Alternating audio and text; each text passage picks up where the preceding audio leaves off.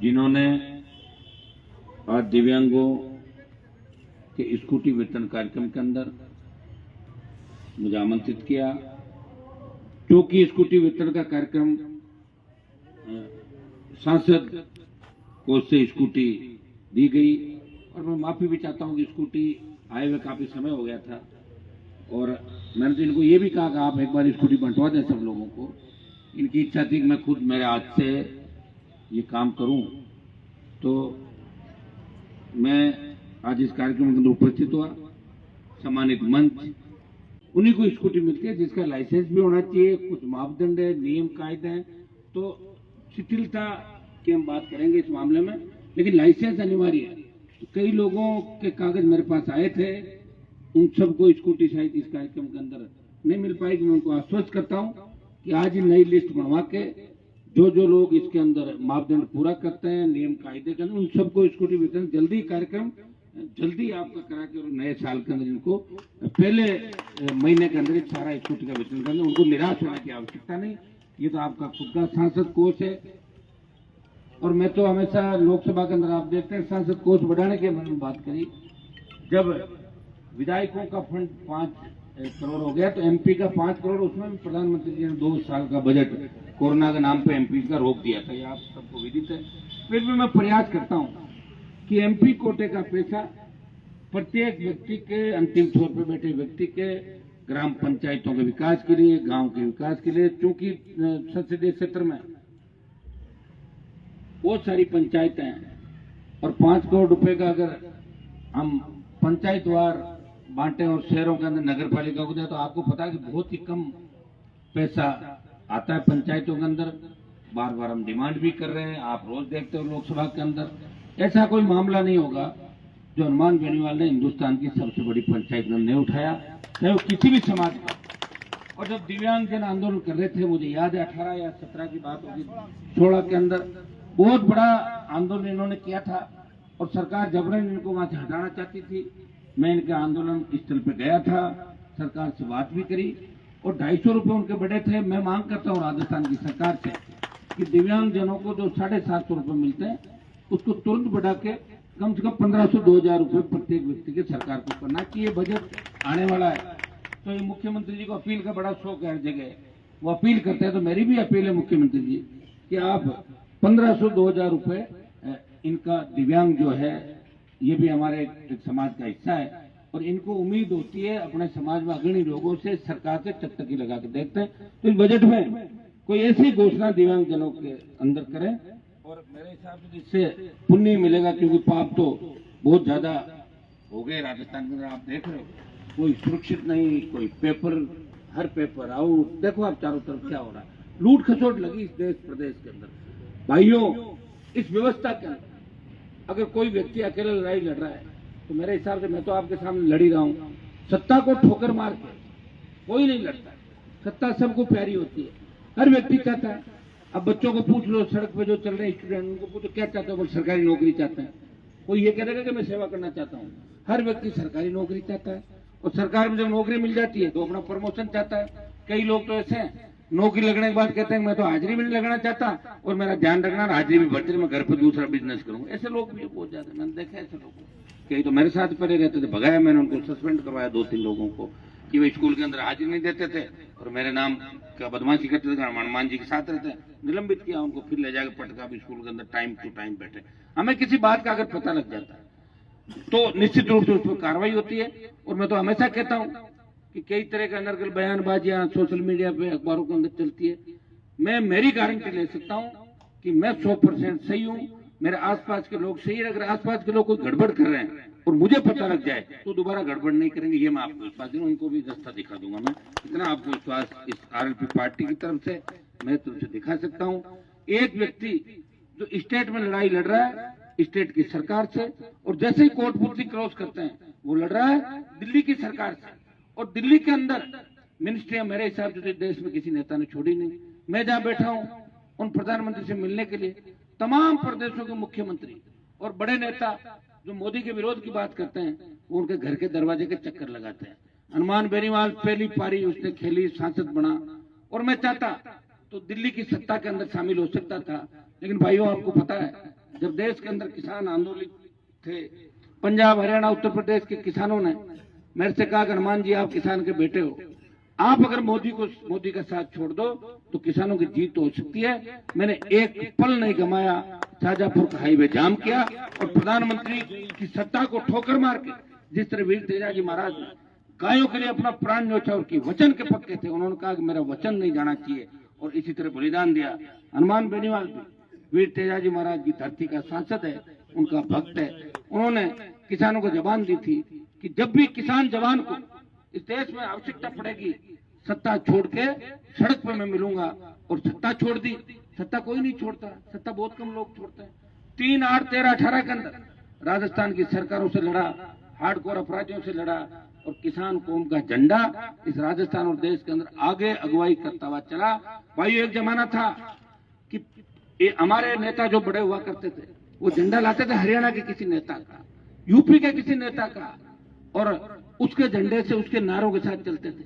आपके भाई ने पार्टी बनाई आपके लिए और पार्टी बना के प्रधानमंत्री के साथ ऑल पार्टी जब मीटिंग होती है देश की, आपने देखा होगा, चाहे G20 पे हो, दूसरे मामले में हो, नागौर का सांसद इस देश की महत्वपूर्ण पार्टी और महत्वपूर्ण नेताओं के साथ वो अपनी उपस्थिति दर्ज कराता है और आपकी समस्याओं का समाधान भी करता है।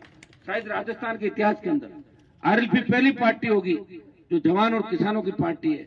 और मैंने जब पार्टी बनाई थी उस समय कहा था कि जवान किसान को जहां मेरी आवश्यकता होगी मैं सत्ता छोड़ के सड़क पर मिलूंगा। किसान आंदोलन के अंदर जब किसानों की जीत हुई, मैं वापस नहीं गया एनडीए के अंदर, मैं एनडीए से अलग हुआ था किसानों के लिए, सत्ता छोड़ दी। सत्ता से मोह भंग था, मेरा मोह भंग हो गया, मैं आपके अपने लोगों का आंसू नहीं देख सकता।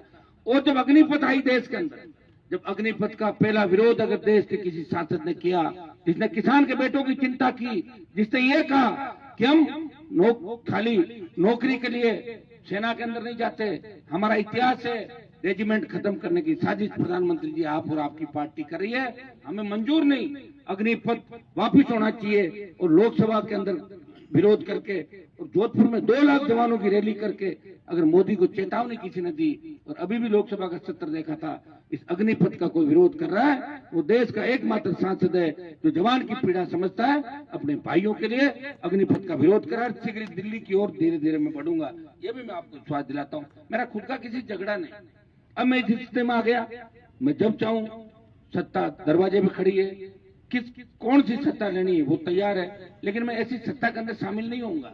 मैंने वचन दिया राजस्थान की जनता को कि मैंने पार्टी कोई सत्ता के लिए भी नहीं बनाई। मैंने कहा था किसान का कर्जा माफ, मुफ्त बिजली, टोल मुक्त राजस्थान, बेरोजगारी भत्ता, रोजगार, बढ़ते अपराधों को कैसे रोकें और आम आदमी गरीब आदमी की सत्ता में भागीदारी कैसे हो। सबसे बड़ा दुर्भाग्य क्या है, आज आप राजस्थान के अंदर देख लो, हम ही लड़ रहे हैं। कौन लड़ रहा है राजस्थान में बताओ? या तो किसान का बेटा एक दूसरे को गोली मार रहा है। प्रतिस्पर्धा की इस युग के अंदर आगे बढ़ने का सबको अधिकार है, लेकिन किसी की हत्या करके और किसी को बर्बाद करके अपन आगे बढ़े तो मेरे हिसाब से सुकून आपको घर के अंदर नहीं मिलेगा।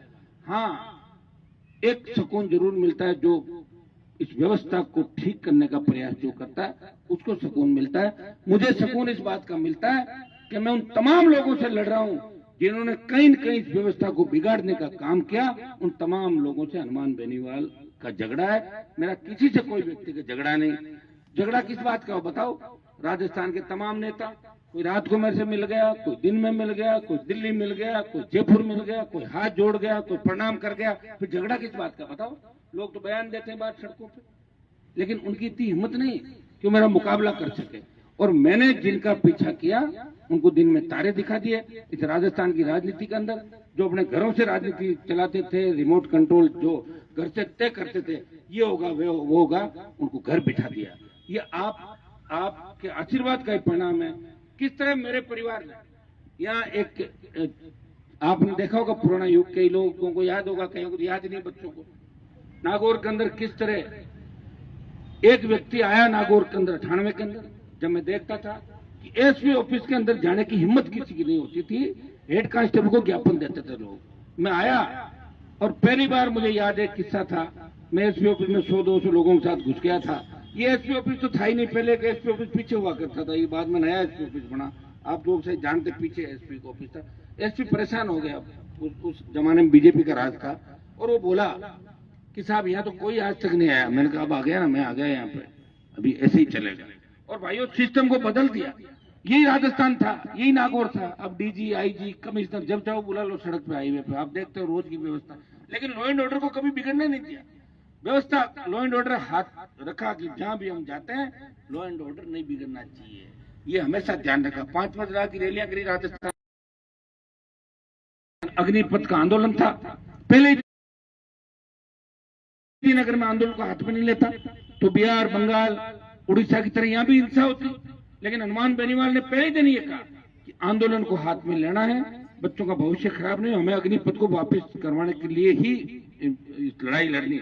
और भाइयों उसी का परिणाम था कि राजस्थान में आग नहीं लगी और जवान आरएलपी के झंडे के साथ अपने भाई को अपने आदर्श के रूप में मानते। मेरे पीछे पीछे मैंने भी वचन आपको दिया था और उसी वचन पे आज जो हालात प्रदेश के अंदर बने, एग्जाम होने से पहले ही बच्चे कहने लग जाते पेपर आउट होगा, पेपर आउट हो जाता। अब पेपर आउट कराने के अंदर लोग देखो कौन कौन है, मुख्यमंत्री के करीबी लोग सारे पेपर आउट करा रहे। कौन जांच करेगा? स्टेट की कोई एजेंसी मुख्यमंत्री के नजदीकी लोगों की जांच नहीं कर सकती, उन नेताओं की जांच नहीं कर सकती जो वर्तमान में मंत्री थे। चाहे रीट का मामला हो, मंत्री की जांच कैसे कोई करेगा बताओ मुझे? मंत्री की जांच कोई डीवाईएसपी या एडीएसपी कर सकता है? मंत्री की जांच। जितने पेपर आउट हुए राजस्थान के अंदर, और पेपर आउट होना कोई नई बात नहीं है। वसुंधरा के समय भी 10 भर्तियों के पेपर आउट हुए थे, 10 भर्तियां रद्द हुई। तो मिला जुले का खेल है। आप देखिए दोनों, अब बीजेपी वाला आंदोलन करने की बात कर रहे हैं। उस समय कहां गए?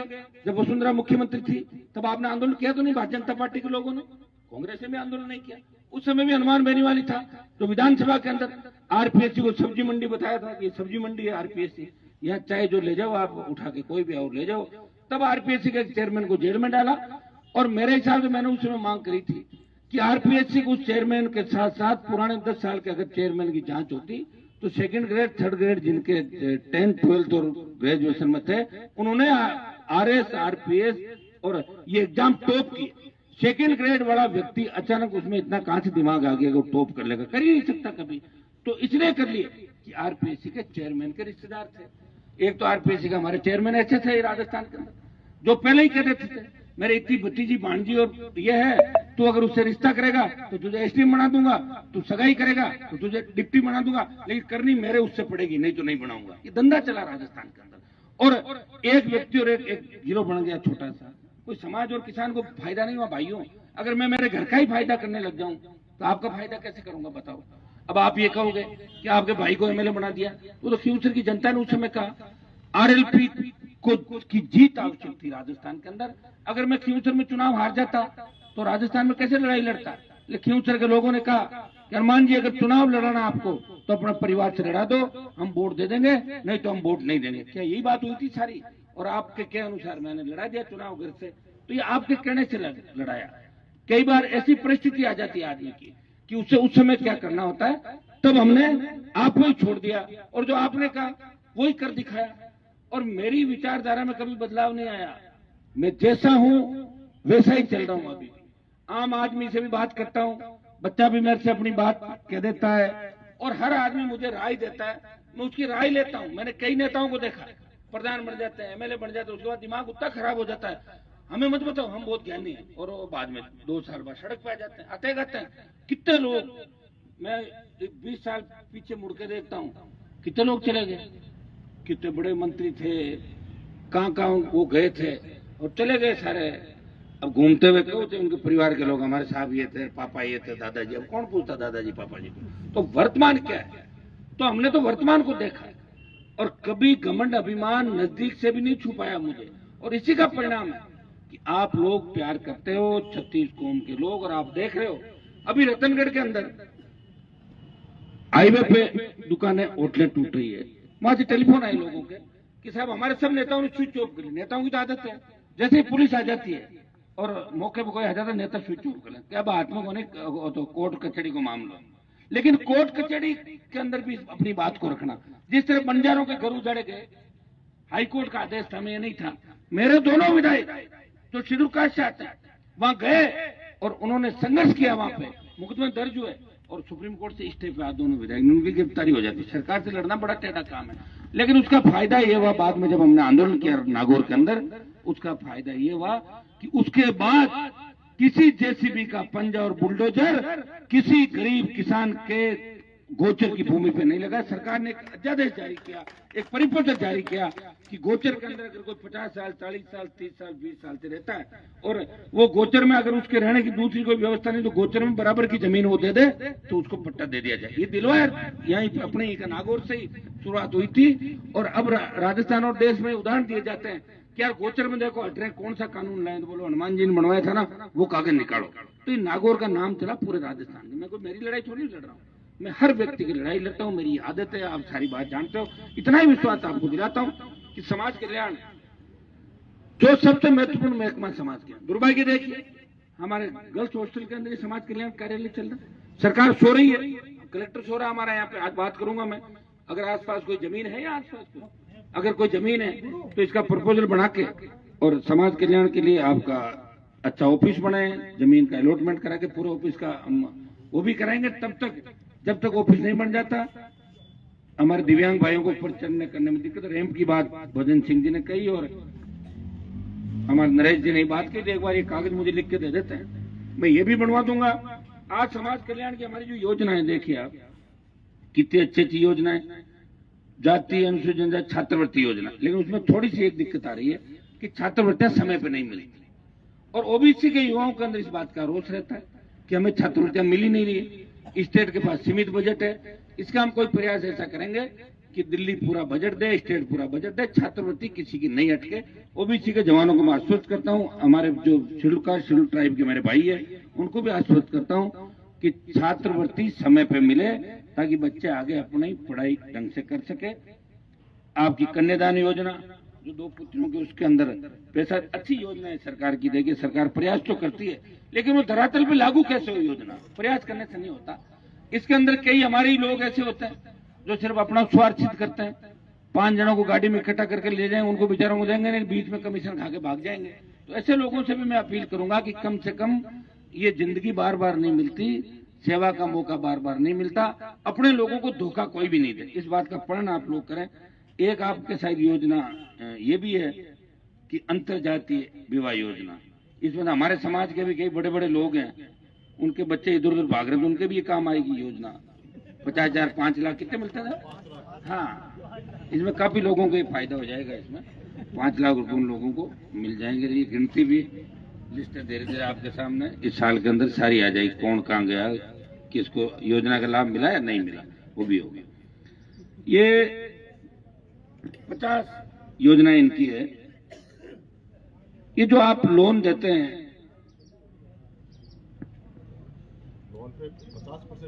ये इसमें फाइलें कितनी है, आप एक ध्यान ये रखेंगे, लोन की जो भी फाइल आती है, अनुदान आप देते हैं सही है, लेकिन पेंडेंसी नहीं रहनी चाहिए, इस बात का आप ध्यान रखें। और गरीब आदमी को देखिए तो सेवा है, आप चाहे जैसे कर लो इसको। एक नशा मुक्ति है तो आपने लोगों को ये नशे का जो कार्यक्रम आपके पास, ये नशा मुक्ति सबसे बड़ा, आपने लोकसभा के अंदर मेरा भाषण सुना होगा, मैंने कहा कि पॉलिटिकल पार्टियां तय करें कि नशे के जो भी कारोबारी, चाहे शराब का काम करता हो, इस राजस्थान में कांग्रेस और बीजेपी के अंदर मैंने देखा कि शराब का धंधा करने वाले दर्जनों लोग मंत्री थे, विधायक थे, सांसद बन गए, चंदा देकर टिकट ले आते हैं, 20 साल दारू का काम किया और बाद में एकदम टाई सूट बूट पहन के कहते थे हमने कब किया दारू का काम, भूल जाते हैं लोग पुरानी बातें। साइकिल के ट्यूब में दारू बेचने वाले लोग भी नेतृत्व करते हैं। ये आपने सारी बातें इसके अंदर देखी। मैंने ये कहा लोकसभा में कि पॉलिटिकल पार्टियां ये तय करे कि डोडा पोस्ट, दारू, पर्यटन, बजरी में हमने तो ये भी शामिल किया, जो भी माफिया है, जो भी माफिया से जुड़ा है, उसका कनेक्शन है, उनको टिकट ही मत दो आप। बीजेपी तय करे और कांग्रेस फॉलो करे देश के अंदर। अपना आप नशा, भैया नशा ऐसे कम नहीं होगा, ये तो समाज के अंदर फैल गई, कैसे कम करोगे इसको? इसलिए ऊपर से शुरुआत हो। पहले नशे के कारोबारी उस जगह नहीं बैठे जहां से कानून चलता है। अगर मान लो अब कोई मंत्री जो नशे का कारोबार करता है तो मिनिस्टर बन के बैठ जाए, तो फिर आम आदमी सोचेगा कि ये तो ज्ञान दे रहा है तो खुद मंत्री बना, पहले नशा करता। तो ऐसा कोई उदाहरण अपने सामने हो। नागौर के अंदर भी देख रहे हैं आप, एमडी का जो नशा है, दूसरे जो नशे, हमारे भोले भाले लोग हैं, एक बार कोई भी चक्कर में चढ़ा के 2 दिन दे देता है और फिर आदमी खराब हो जाता है, तो अपने परिवार को भी बर्बाद कर रहा हो। नशा मुक्ति के जो आपके केंद्र चल रहे हैं, तो इसके अंदर भी मेरा ये कहना है कि आप उनको जहां जहां एक बार ढंग से आप चेक कराएं। हमारे जहां भी सहयोग की आवश्यकता हो, मैं आपको विश्वास दिलाता हूं कि समाज कल्याण विभाग और समाज के अंतिम छोर पर बैठे हमारे schedule caste, schedule tribe, OBC और अति पिछड़े जो भी भाई है, इनको आगे कैसे लाएं। खाली योजनाएं लाने से लोग आगे नहीं आएंगे। यहां सही है कि ये इसी का परिणाम है। बाबा साहब भीमराव अंबेडकर ने वोट का अधिकार दिलाया, और उस वोट के अधिकार का ही परिणाम है कि आपके बीच नेता आते हैं। अगर आम आदमी को वोट का अधिकार नहीं होता तो कौन आता आपके बीच, बताओ मुझे। 10वीं 12वीं या बीए पास कोई वोट डालता तो फोन पे बात कर लेते, 10 20 50 100 लोग वोट डालते आ जाते। तो ये वोट का अधिकार है, ये ताकत आपको दी बाबा साहब ने, और इसलिए उनके जयकारे इस देश के अंदर लगते हैं और सारी पार्टियां उनकी जय बोलती है बाबा साहब की। तो मैं आपको विश्वास दिलाता हूं कि बाबा साहब के जो सपने थे वो हर व्यक्ति के लिए थे जब देश आजाद हुआ था। लेकिन आज भी आजादी कहां है पूरी, बताओ। आज भी 30-40 करोड़ लोग एक टाइम का खाना खाते होंगे या भूखे सोते होंगे। जब कोरोना आया था देखा आपने कि कोरोना में कैसे हृदय विदारक घटनाएं हुई, भूल जाते अपने लोग। इसी नागौर के अंदर में गया, ऑक्सीजन सिलेंडर, मुझे किसी ने कहा कि ऑक्सीजन